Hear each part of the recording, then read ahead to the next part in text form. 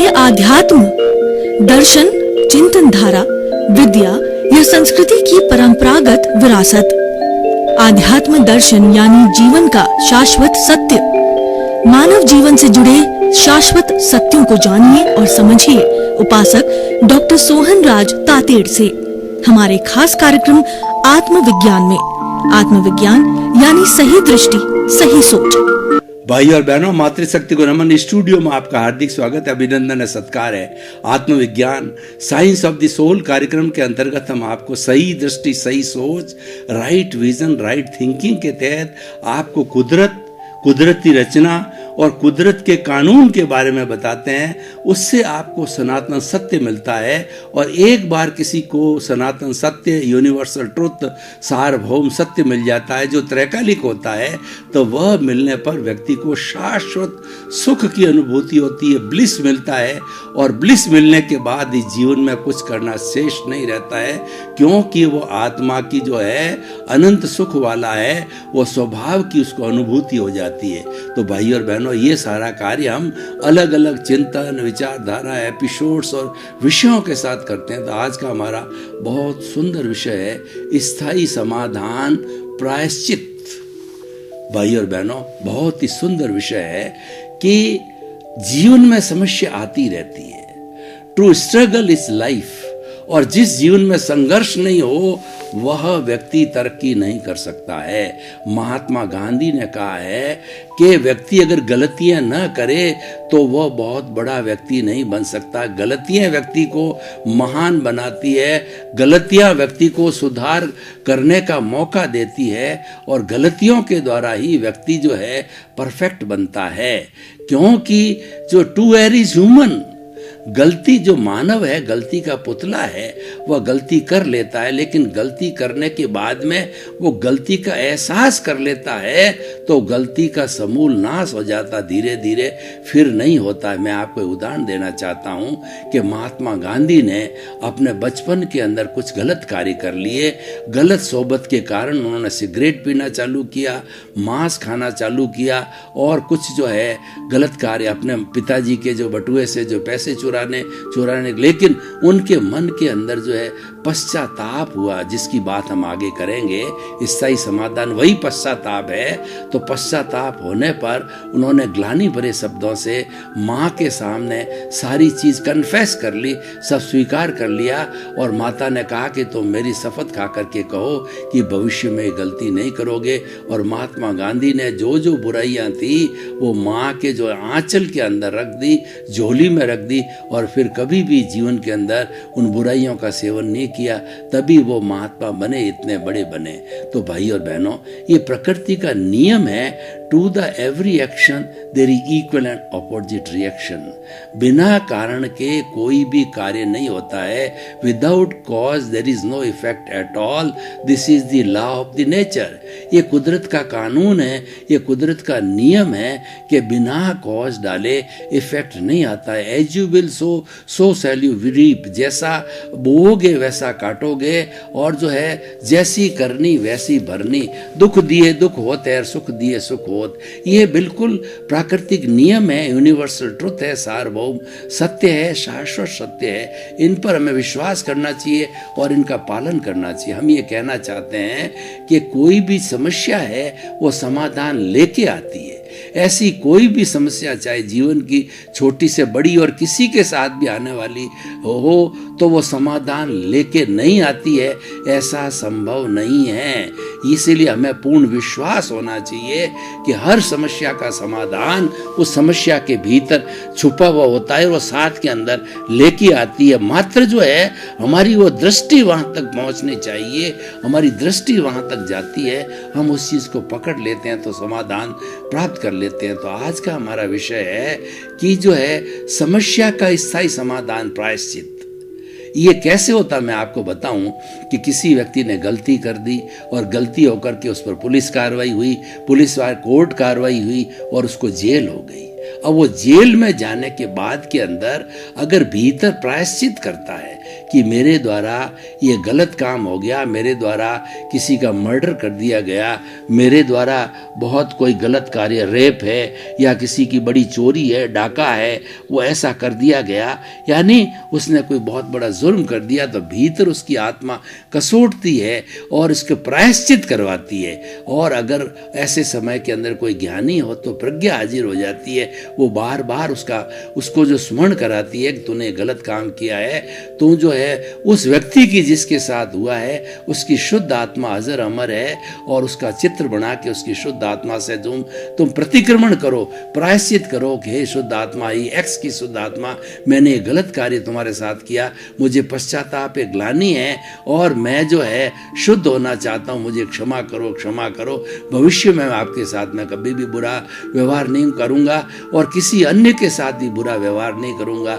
ये प्रतिदिन जब भावना प्रायश्चित उसके ऊपर से उठती है तो जेलर होता है, उस जेलर को मालूम हो जाता है कि इस व्यक्ति के अंदर इतना बड़ा सुधार हो गया, क्योंकि जो जेलर है वह सब कैदियों के साथ रहता है, वो एक एक का स्वभाव जानता है कि किसके अंदर उग्र हो रहा है। बहुत से कैदी होते हैं वो गुस्से में आकर के, और जो पहले वो कैद होने के पहले ज़्यादा उग्र हो जाते हैं, भागने की कोशिश करते हैं, किसी से लड़ाई करते हैं और किसी पर क्रोध करते हैं, किसी को मारते हैं, यानी ज़्यादा उग्र हो जाते हैं। और एक रूप ऐसा होता है कि जिसके कोई अगर ज्ञानी है और उसकी आत्मा कसोटती है, यानी वह जब आत्मा स्पर्श हो जाता है और या ज्ञान का स्पर्श हो जाता है, जब वो इंट्यूशनल चला जाता है तो भीतर से प्रायश्चित होना चालू हो जाता है, प्रतिक्रमण होना चालू हो जाता है, आलोचना होती है, प्रतिक्रमण होता है, प्रत्याख्यान होता है, भीतर से उसमें शुद्धिकरण की प्रक्रिया चालू हो जाती है। तो वो चालू होने से जेलर को मालूम पड़ जाता है कि ये तो बहुत ज़्यादा सुधर गया, एक तो एकदम अच्छा इंसान बन गया, और एक नहीं 10 बार टेस्ट करता है कि यह व्यक्ति देखिए कैदी हो ही नहीं सकता, ऐसा व्यक्ति कैद में कैसे आ गया। यानी उसने भीतर भीतर भीतर प्योरिफिकेशन करके अपने आप को अच्छा इंसान बना दिया और अच्छा व्यवहार करने लगा। अपने साथ वाले कैदियों को भी समझाता है, देखिए अपन लोगों ने गलत कार्य किया है, जब ये स्थिति हमारे सामने आई है, वरना हमको नहीं आती। कोई भी सरकार, कोई भी परिवार वाले हमको जेल क्यों भेजेंगे? क्योंकि हम परिवार के पालक हैं, परिवार का पोषण करने वाले, समाज के अच्छे व्यक्ति हैं, हमें इंसान है, हमारे भीतर भगवान विराजमान है और हमें सब कुछ अच्छा चिंतन हमारे भीतर है, लेकिन हमने ये बुरा कार्य किया तो यहाँ तक पहुँच के अब इसका हम प्रायश्चित करो। इसका समाधान है, वो समाधान है कि मैं तो प्रायश्चित कर रहा हूँ, आप सभी अपनी अपनी गलती का प्रायश्चित करते रहो। वो इतना एक महामानव उपदेशक बन जाता है और उसको जेलर भी कहता है कि भाई तुम तो संत पुरुष बन गए हो और तुम सबको प्रवचन दो, सब में सुधार आए। और वो कोशिश करता है सबको सुधारने की। कुछ लोगों में सुधार आता है, कुछ में नहीं आता है, क्योंकि दुष्ट होता है, वो कभी जो है सुधरना नहीं चाहता है, वो दुष्ट ही बना रहता है। इसीलिए सज्जनता और दुर्जनता के संसार में साथ साथ चलती होती है। जिसको सुधरना होता है वो सुधर जाता है, जिसको नहीं सुधरना होता है वो वैसा ही होता है। ये तो प्राकृतिक नियम है, उसके कर्मों का उदय होता है, कर्मों का प्रारब्ध होता है, उसके अनुरूप ही बुद्धि कर्मानुसारिणी बन जाती है, बुद्धि उसके अनुसार बन जाती है और वैसा ही वो कृत्य करते रहता है।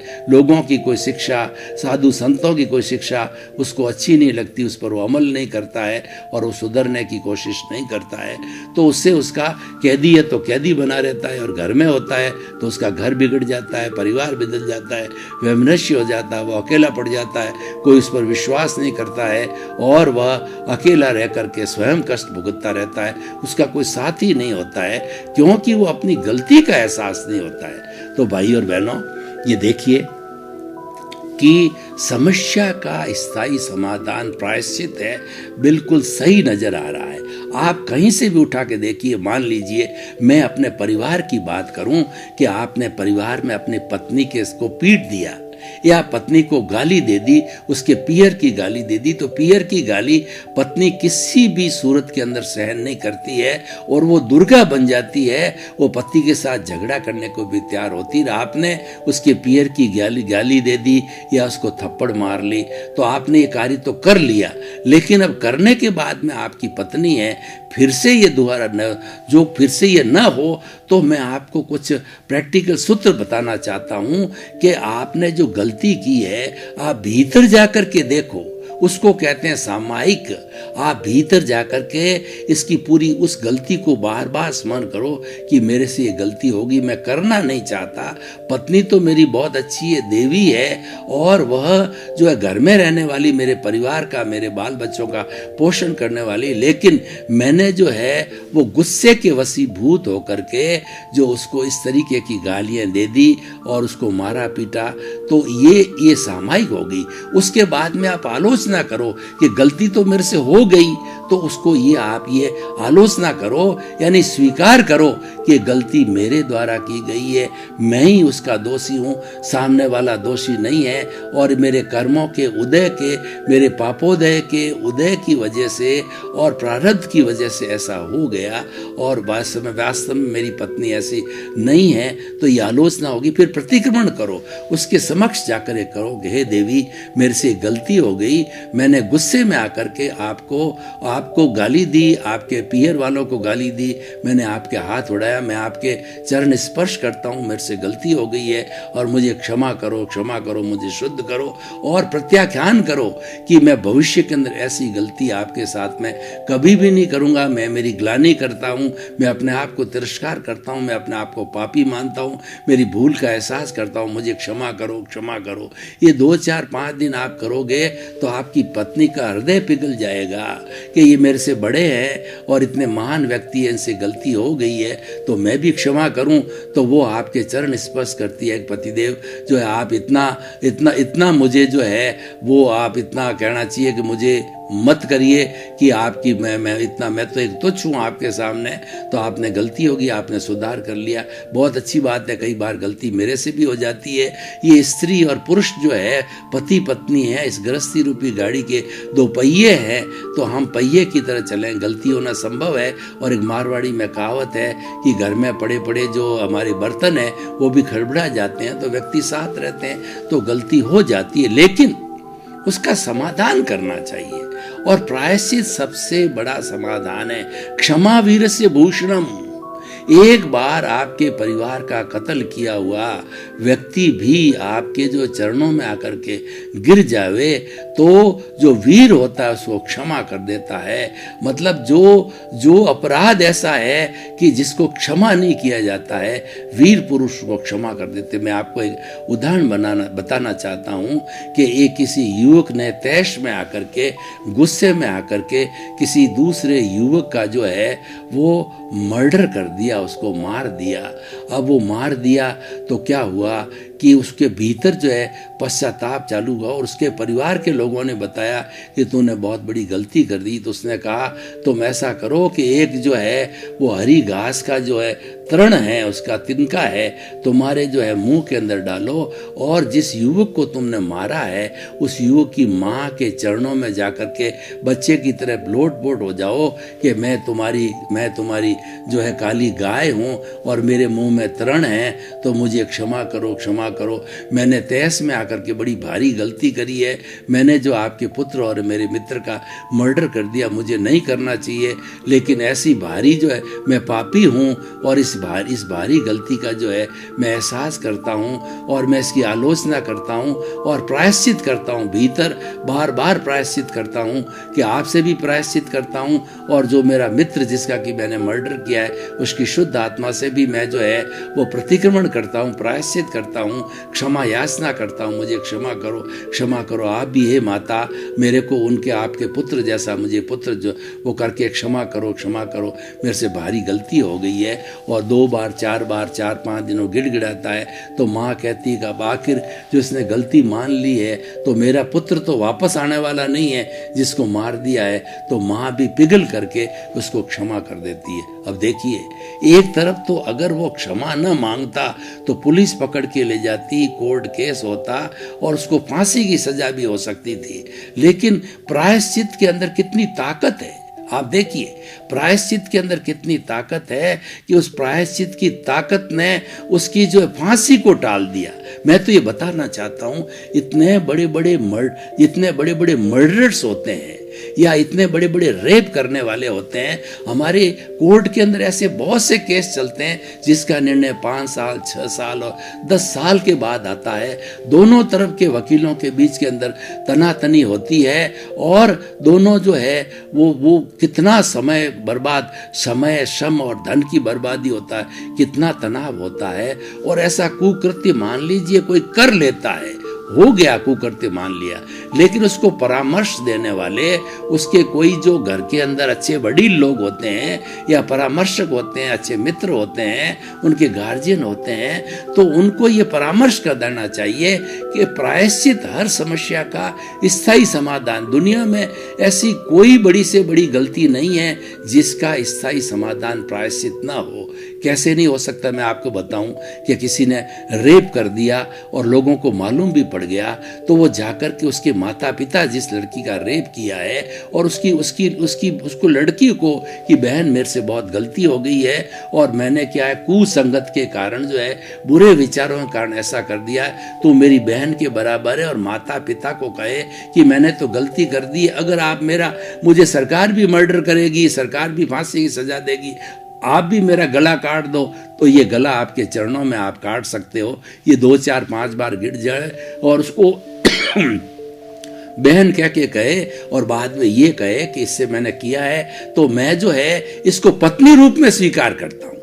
देखिए कितना बढ़िया हो जाता है, उसने उसको कर लिया तो उसको पत्नी रूप में स्वीकार कर ले और माता पिता एग्री हो जावे तो लड़की भी खुश हो जाती है। और भीतर जब प्रायश्चित हो गया उसको लड़की को बहुत अच्छी तरह से रखेगा, अपनी पत्नी का दर्जा देगा। पत्नी होती है अर्धांगिनी होती है। कभी आपने देखा होगा कि जो शिव जी का चित्र होता है, शिव जी के चित्र के अंदर आधा चित्र तो शिव भगवान का होता है और आधा चित्र पार्वती का होता है। हमारी भारतीय संस्कृति के अंदर ये शादी की जो प्रथा इतनी सुंदर सिस्टम है जिससे अनैतिकता नहीं फैल सकती और मनुष्य का जो काम और अर्थ है वो नियंत्रण हो जाता है, मनुष्य को जीने का एक रास्ता मिल जाता है। तो आधा जो पार्वती का चित्र क्या बताता है कि पार्वती अर्धांगिनी है जो है भगवान शिव की, और भगवान शिव है आधा अंग के वो मालकिनी है, एक दूसरे आधा आधा अंग के मालिक है। वो इसका मालिक वो इसका मालिक है, यानी दोनों 50-50 है। मनुष्य है स्त्री बिना अधूरा है, पत्नी बिना, और पत्नी है वो पति बिना अधूरी है। ये हमारी भारतीय संस्कृति की शादी का सिस्टम है। तो देखिए जो मैंने उदाहरण दिया है तो 10 साल लगाने की कहां जरूरत थी। वो अच्छा ज्यादा से ज्यादा मान लो उग्र होकर के उसके पिताजी उसको थप्पड़ मार देते या मान लीजिए गोली से शूट भी कर देते तो क्या था, आखिर में 8-10 साल बाद के अंदर सरकार भी फांसी लगाती और पूरा हिंदुस्तान भर के अंदर वो बदनाम हो जाता। हालांकि कोई करता नहीं है। मैं तो ये भी बात बताऊं, जब आपने गलती की है तो उसका दंड स्वीकार करने के लिए आपको चलाकर आगे आना चाहिए। जो आज का विषय है वो मैं भाई और बहनों आपको बताना चाहता हूं कि टू एयर इज ह्यूमन।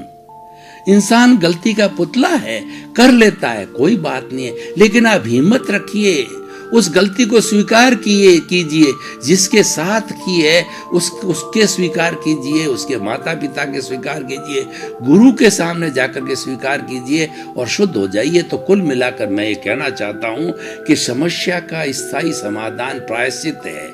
इस अगर समाधान को हम लेते हैं तो हमारा व्यक्तिगत जीवन बहुत अच्छा हो जाता है, हम टेंशन फ्री हो जाएं।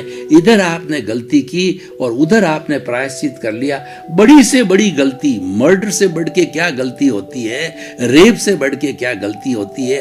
आपने तुरंत 1-2 दिन के अंदर शुद्धिकरण कर लिया और जो है जिसके साथ किया उसको अपनी पत्नी बना दिया और भी अच्छा हो गया। तो इस तरीके से घर बस गया। तो इस तरीके से जो है वह स्थायी समाधान लेकर के, समस्या अपने साथ समाधान लेकर के आई है। लेकिन ये होता क्यों नहीं है?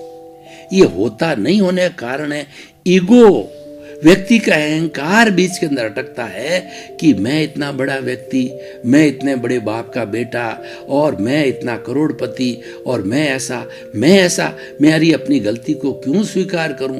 वो तो गलती को छिपाता है और प्रायश्चित के अंदर गलती को प्रकाशित करना होता है। ऐसे ऐसे गुरु होते हैं जो अपने शिष्यों को शुद्ध करने के लिए, उसका भला करने के लिए, जब वो शिष्य जो है गुरु के सामने अपनी गलती को स्वीकार करता है तो गुरु कहता है कि सुबह प्रवचन होगा जिसके अंदर सभी जो श्रावक श्राविकाएं लोग, गांव के लोग आएंगे, उनके सामने तुम खड़े होकर गलती को स्वीकार करो, तब मैं शुद्ध करूंगा। और वो खड़ा होकर के स्वीकार करता है, इसमें क्या बुराई है। देखिए, हर एक व्यक्ति जानता है कि बड़ी से बड़ी गलती व्यक्ति से हो जाती है, लेकिन आपके अंदर वो सामर्थ्य होना चाहिए, आप में वो बल होना चाहिए, आप में वो आत्मविश्वास होना चाहिए, आप में हिम्मत होनी चाहिए उस गलती को कन्फेस करने की। और कन्फेस करने से शुद्धिकरण हो जाता है। कोर्ट में भी क्या होता है, कोर्ट में आखिर जाकर के सुलह होती है और कन्फेस होने के बाद के अंदर उसका जो है माइल्ड हो जाता है। अगर कोई भी अभियुक्त है जिस पर चार्ज लगाया और सही चार्ज होता है, वो अभियुक्त प्रारंभ से ही जो है अपनी गलती स्वीकार कर लेता है कि जज साहब मेरे से जो है क्रोध के वशीभूत होकर के, कुसंगत के वशीभूत होकर के, शराब के वशीभूत होकर के, मैं जो है अपने आप में आपाक होकर के मैंने ये गलत कार्य कर दिया है, अब आप जो सजा देना चाहो मुझे सजा दे दो। तो दोनों पक्ष के वकील और दोनों पक्ष के जो अभियुक्त स्वयं के अभियुक्त जिसके साथ व्यवहार होता है वो स्वयं कहता है कि इसने अपनी गलती स्वीकार कर दी है, तो इसको थोड़ा सा हल्का फुल्का दंड दे दो आप, और नहीं तो हम दंड दे देंगे, आप इसको हम लिख के देते हैं, इसको रिहा कर दो, और हम अपने लेवल पे पनिशमेंट देते हैं, और वह 1-2 दिन में ही फैसला हो जाता है। तो डरने की कहाँ बात है। हम आपको कहते हैं, देखिए 3 तरह के लोग होते हैं। एक तो वह होता है जो गलती करता ही नहीं है, वह तो भगवान होता है। मनुष्य जीवन में भी बहुत से ऐसे लोग होते हैं कि अच्छे भगवान का रूप होते हैं, तो ईश्वर कभी गलती नहीं करता, वो तो आइडियलिस्टिक थिंग है, बहुत मुश्किल है। दूसरा, हम जैसे मानव है जो कि गलती कर देते हैं, छोटी करो चाहे गलती करो, बड़ी करो, लेकिन गलती करने के बाद के अंदर आप में हिम्मत होनी चाहिए उसको स्वीकार करने की, तो आप में प्रायश्चित करने की हिम्मत होनी चाहिए, और आपको जो है आपके अंदर भीतर से जो है शुद्ध भाव आने चाहिए, शुभ भाव आने चाहिए। आप जो अगर प्रायश्चित कर देते हो तो आपको स्थायी समाधान मिल जाता है। ना तो कोई पुलिस कार्रवाई होती है, ना कोई कोर्ट की कार्रवाई होती है, और ना कोई अशांति होती। इसलिए भाइयों, ये सॉरी का शब्द क्यों हुआ? सॉरी के शब्द में इतनी ताकत है कि आपसे कोई भी छोटी मोटी गलती किसी से हो गई, भाई साहब अनजाने में गलती हो गई, मुझे क्षमा करें, सॉरी, वो कहता कोई बात नहीं भाई साहब, हो जाती है। अच्छा, उसके बाद भी जो है मान लो जानबूझकर भी परिवार में होता है, फिर वो कहता है खमत खामना। जैन परिभाषा में कहा जाता है मैं आपसे क्षमा याचना करता हूँ, मेरे से गलती हो गई, करना नहीं चाहता, लेकिन मैं कर्मों के प्रारब्ध और कर्मों के उदय की वजह से हो गया, मुझे क्षमा करो, क्षमा करो। भाई और बहनों, आपका बहुत बहुत धन्यवाद। आप हमारा आत्मविज्ञान कार्यक्रम बराबर देख रहे हो, देखते रहिए। आप आत्मविज्ञान कार्यक्रम की आत्मा हो, हमको फीडबैक मिल रहा है कि आपको कार्यक्रम बहुत अच्छा लग रहा है, और लगना भी चाहिए, क्योंकि हम जो बात करते हैं आपको सुधारने की बात करते हैं, आपको अच्छा इंसान बनाने की बात कर रहे हैं। हमारा जो मुख्य एम है, सुधरे व्यक्ति समाज व्यक्ति से राष्ट्र स्वयं सुधरेगा। इसी क्रम में आपका जीवन आनंदमय हो, मंगलमय हो। आपके प्रति बहुत बहुत शुभकामनाएं। क्या है आध्यात्म? दर्शन, चिंतन धारा, विद्या या संस्कृति की परंपरागत विरासत। आध्यात्म दर्शन यानी जीवन का शाश्वत सत्य। मानव जीवन से जुड़े शाश्वत सत्यों को जानिए और समझिए उपासक डॉक्टर सोहन राज तातेड़ से हमारे खास कार्यक्रम आत्मविज्ञान में। आत्मविज्ञान यानी सही दृष्टि, सही सोच।